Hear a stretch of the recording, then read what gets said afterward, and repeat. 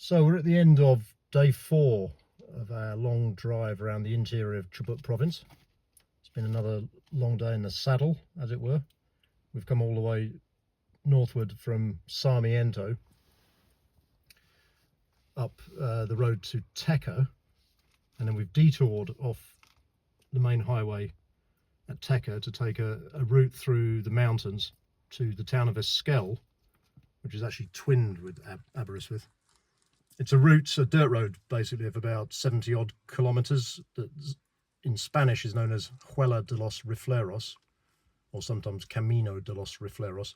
Basically the route or road or pathway of the riflemen who were some of the early Welsh pioneers that were pushing westward from the initial settlements on the eastern side of Patagonia, and they were looking for new places to settle, and eventually they came across a valley that they called Cwmhwfryd, the lovely valley, and the towns of Esquel and Trevelin were ultimately established there over 100 years ago, 120 odd years ago.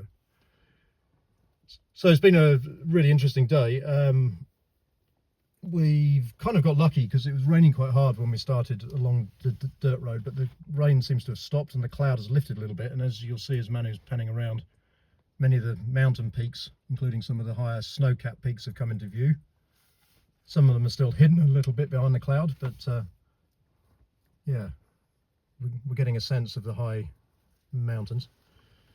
I mean, this is Manu's first time to Patagonia, so I'm going to ask him what his impressions of the day have been, some of the most surprising things that he's seen or some of the more interesting things. So yeah, what are your thoughts? Hi. So we crossed a lot of valleys. Most of valleys have some kind of wetlands in them, and all of them were different. And it's my understanding that we crossed a lot of different climatic zones, from very, very arid to kind of wetish, very on the foothills of Andes climate. We just had quite heavy rain. We saw some rain yesterday and even today in the morning when we were in arid part. Just a few dozens of dots, nothing more than that. But in Andes we got some heavy rains here, and it's quite reflective even in the wetland systems.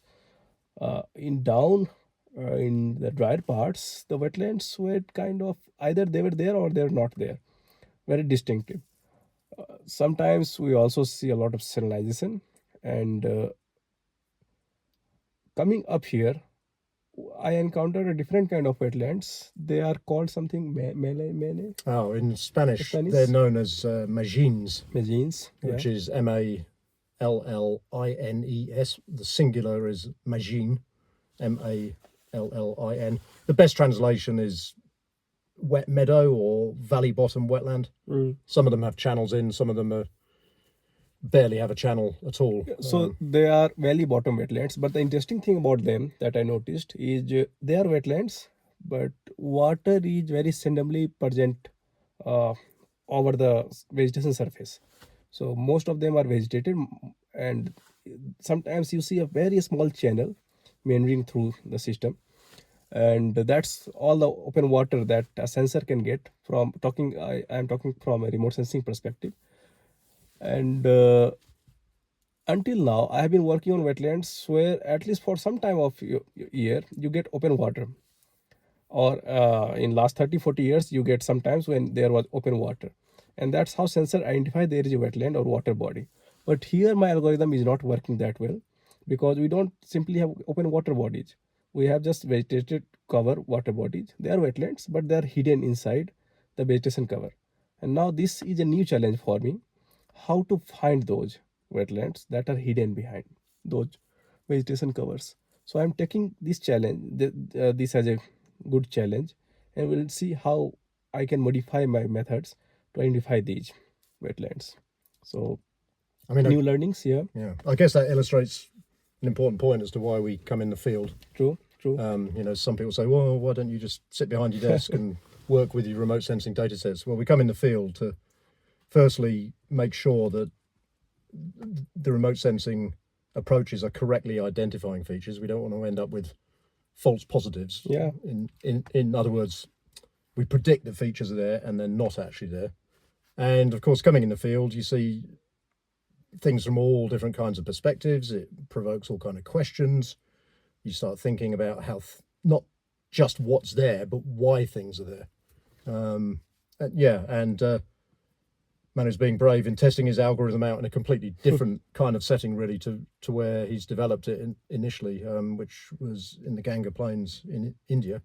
It worked very well on our field trip to Spain back in June. Again, the wetlands in Doñana National Park, which are low relief on the whole. We're now in much higher topography, different sort of climates and different kinds of wetlands for that matter. But yeah. Well, even here, if we know there is a wetland, then the algorithm is working really well in giving the dynamics, the wetness dynamics. The problem we are facing is finding the wetlands. So this algorithm gives us two things, dynamics and their extent. And we are getting a lot of false positives. So that is a challenging part, how to remove those false positives. But that's why we are moving and we are traveling every day 4 to 500 kilometers to understand the processes and to link them to what we are observing by remote sensing methods. So that's our approach of science. Okay, well, we're going to continue on our tour tomorrow. In a day or two, we're meeting up with our Argentinian colleagues and we'll report back on what we're seeing around the more northern part of Chubut province. Yeah, until then, some more endage.